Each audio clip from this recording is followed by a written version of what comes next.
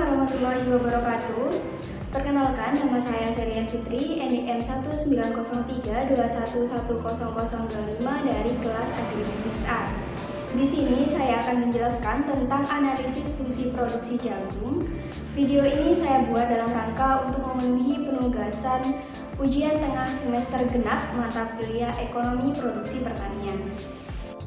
Pokok pembahasan yang dijelaskan pada video kali ini mencakup 3 pokok pembahasan. Yang pertama yaitu pendahuluan yang berisi latar belakang dan tujuan. Yang kedua yaitu pembahasan yang berisi fungsi produksi Cobb-Douglas dan stochastic frontier. Dan yang ketiga yaitu penutup yang berisi kesimpulan dan saran. Selanjutnya yaitu masuk pada bab pendahuluan. Yang pertama yaitu ada 2 poin, latar belakang dan tujuan. Untuk latar belakang yaitu produksi jagung di Madura memberikan kontribusi besar terhadap total produksi jagung di Jawa Timur hingga mencapai 6 juta ton, berkontribusi sebesar 31,3% atau hampir sepertiga dari total produksi jagung nasional. Jagung atau disebut juga siamais merupakan salah satu komoditas strategis dalam perekonomian Indonesia karena merupakan bahan makanan penghasil karbohidrat kedua setelah padi. Tingkat produksi dalam kegiatan usaha tani ditentukan oleh banyak faktor, diantaranya adalah alokasi penggunaan input yang dilakukan oleh petani, seperti benih, pupuk, dan tenaga kerja.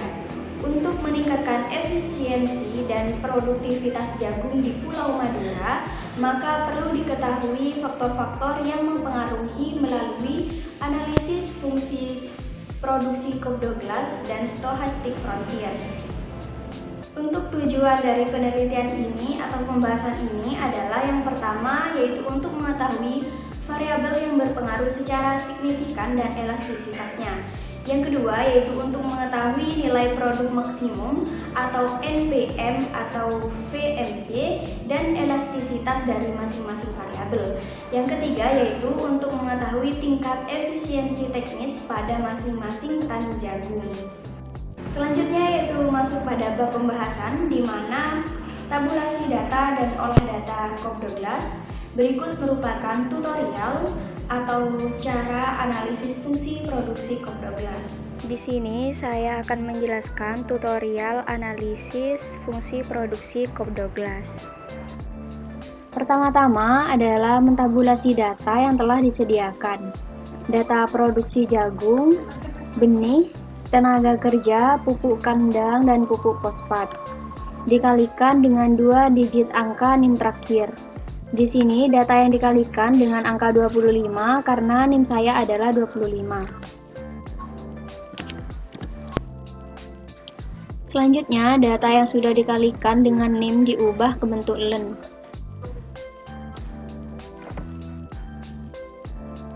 Buka aplikasi SPSS.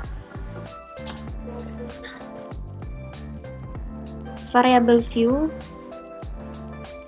Tulis Y pada nama dengan label jumlah produksi.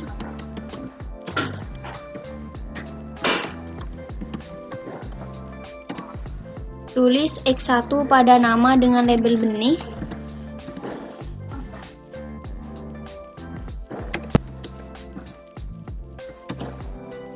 Tulis X2 pada nama dengan label tenaga kerja.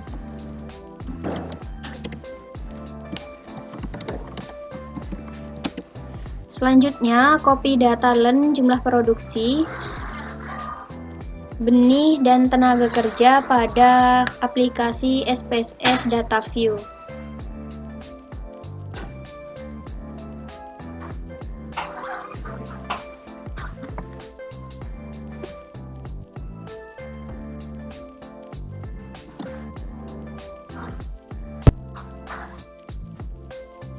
Selanjutnya, klik Analyze,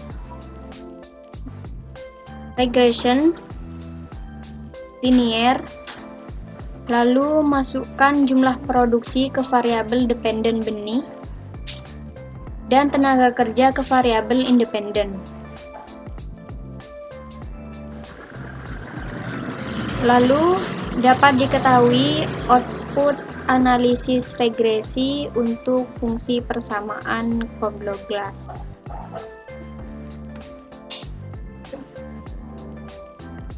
Selanjutnya yaitu output regresi linear. Berdasarkan hasil pengujian hipotesis di atas, maka diperoleh model linear sebagai berikut. Len Y sama dengan len 3,483 plus 0,029 len X1 plus 0,337 len X2. Sehingga model Cobb-Douglas yang dihasilkan yaitu Y sama dengan 32,557 plus X1 pangkat 0,029 plus X2 pangkat 0,337. Berdasarkan model tersebut, maka parameter-parameter beta yang dihasilkan yaitu pada beta 1 sama dengan 0,029 dan pada beta 2 sama dengan 0,337. Selanjutnya yaitu interpretasi. Yang pertama dari persamaan fungsi Cobb-Douglas maka dapat diinterpretasikan yaitu yang A, apabila variabel independen dianggap konstan maka output produksi akan bertambah sebesar 32,557. Yang B, besarnya koefisien regresi variabel benih sebesar 0,029 yang mana jika jumlah benih naik 1% maka jumlah output produksi akan naik sebesar 0,029% dengan asumsi nilai variabel lainnya bersifat konstan. Yang C yaitu besarnya koefisien regresi variabel tenaga kerja sebesar 0,337 yang mana jika jumlah tenaga kerja naik 1% maka jumlah output produksi akan naik sebesar 0,337% dengan asumsi nilai variabel lainnya bersifat konstan. Yang kedua yaitu berdasarkan nilai elastisitas maka diketahui bahwa elastisitas benih sebesar 0,029 dan elastisitas tenaga kerja sebesar 0,337 maka nilai elastisitas faktor produksi tenaga kerja atau X2 paling berpengaruh di antara faktor produksi lainnya karena nilai elastisitasnya paling besar.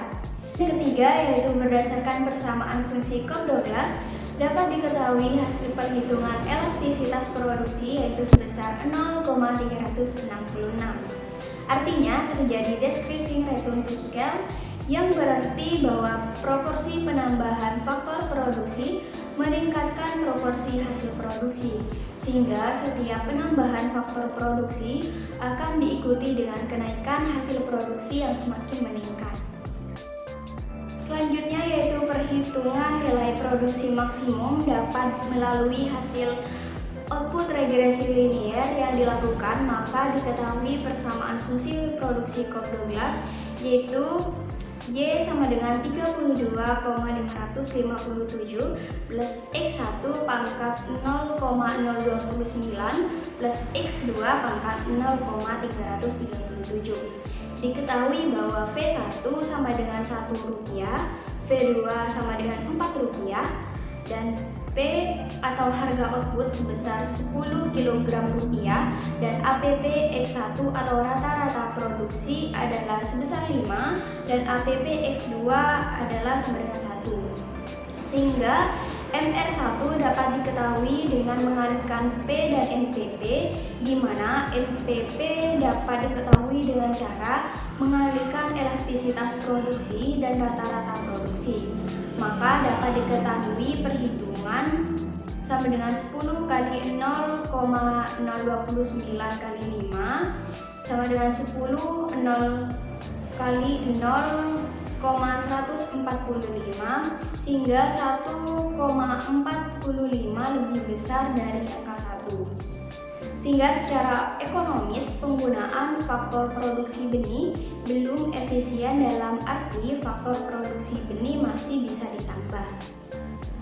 Dan untuk mengetahui MR2 yaitu dengan cara MR2 sama dengan P kali MPP sama dengan 10 EP kali APP sama dengan 10, 0,337 dikalikan 1 sama dengan 3,337 lebih dari 4, sehingga mendapatkan hasil 0,08 kurang dari 1. Maka secara ekonomis, penggunaan faktor produksi tenaga kerja belum efisien, dalam arti faktor produksi tenaga kerja masih bisa dikurangi.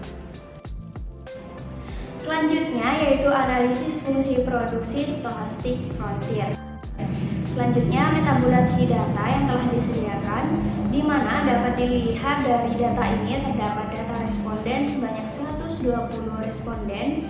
Jenis data yang digunakan adalah data cross section dengan diberi kode 1, jumlah produksi jagung sebagai variabel dependen, dan variabel independennya adalah variabel benih, variabel tenaga kerja, variabel pupuk kandang, dan variabel pupuk fosfat.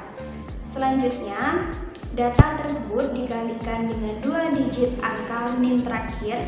Di sini data dikalikan dengan angka 25 karena NIM saya adalah 25. Selanjutnya, data yang telah dikalikan dengan NIM 25 tadi dirubah dalam bentuk LAN sehingga menghasilkan data yang seperti berikut. Selanjutnya yaitu hasil output stochastic frontier, di mana interpretasi yang pertama adalah analisis inefisiensi kasus di lapang. Diketahui bahwa nilai LR test sama dengan 0,6095952 dan nilai DF sama dengan 2, sehingga nilai kode PAM pada derajat kesalahan 0,05 sama dengan 5,138. Maka nilai LR test lebih besar dari kode PAM.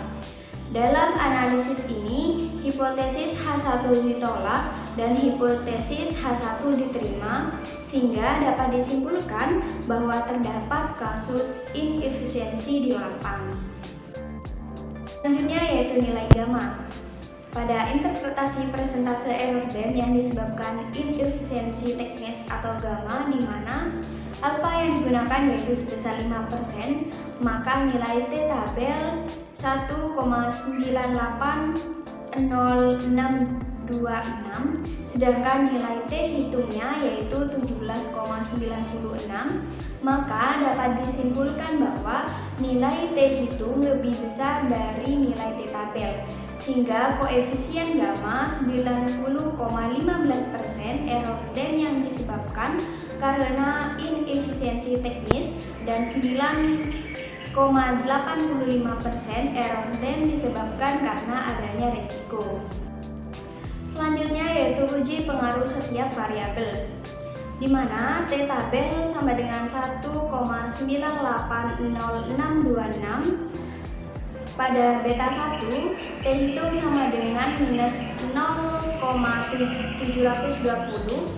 Tidak signifikan jika X1 atau variabel ini dinaikkan sebesar 1%, maka output akan menurun sebesar minus 0,701%.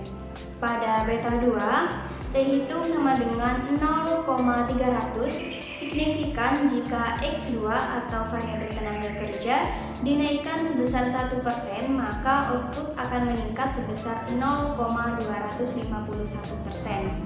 Pada beta 3, T hitung sama dengan minus 0,254, tidak signifikan jika X3 atau variabel pupuk kandang dinaikkan sebesar 1%, maka output akan menurun sebesar minus 0,348%. Dan pada beta 4, T hitung sama dengan 0,382, signifikan jika X4 atau variabel pupuk fosfat dinaikkan sebesar 1%, maka output akan meningkat sebesar 0,459%. Selanjutnya yaitu tingkat efisiensi teknis. Apabila efisiensi teknis lebih besar dari 0,8, maka petani dinyatakan efisiensi secara teknis. Petani yang tidak efisiensi secara teknis yaitu petani dengan nomor responden 48, 58, 62, 63, 65, 69, 72, 75, 88, 94, 95, 96, 100, 112, 118, dan 120. Selain itu, petani yang efisiensi secara teknis diketahui bahwa nilai min efisiensi sebesar 0,63336 sehingga dapat disimpulkan bahwa secara keseluruhan petani telah berproduksi efisiensi secara teknis. Selanjutnya yaitu masuk pada bab penutup, di mana yang pertama itu ada kesimpulan. Dapat disimpulkan bahwa pada fungsi produksi COP12 jika variabel input benih dan tenaga kerja dianggap konstan, maka produksi jagung akan bertambah sebesar 32,557. Nilai elastisitas benih diketahui sebesar 0,029 dan elastisitas tenaga kerja sebesar 0,337. Maka nilai elastisitas faktor produksi tenaga kerja atau X2 paling berpengaruh di antara faktor produksi lainnya karena nilai elastisitasnya paling besar. Berdasarkan perhitungan NPM atau VMP, dapat diketahui bahwa input benih dan tenaga kerja masih belum memaksimumkan profit. Pada analisis fungsi stochastic frontier, diketahui bahwa terdapat kasus inefisiensi di lapang karena nilai RRTEST lebih besar dari kode PAM. Dan pada presentase error den yang disebabkan inefisiensi teknis atau gamma, diketahui koefisien gamma sebesar 90,15%. Error den yang disebabkan karena inefisiensi teknis dan 9,85% error den disebabkan karena adanya resiko. Selanjutnya yaitu terdapat saran. Yang pertama yaitu berdasarkan hasil analisis fungsi produksi COP12, petani dapat menambahkan input benih dan tenaga kerja agar produksi jagungnya dapat meningkat serta juga agar efisien secara ekonomis. Yang kedua yaitu berdasarkan hasil dari stochastic frontier, petani harus meminimalisir faktor inefisiensi eksternal agar petani dapat efisien secara teknis. Cukup sekian penjelasan dari saya mengenai analisis fungsi produksi jagung menggunakan analisis COP12 dan analisis stochastic frontier. Apabila ada kesalahan atau kelebihan kata, saya mohon maaf. Terima kasih. Wassalamualaikum warahmatullahi wabarakatuh.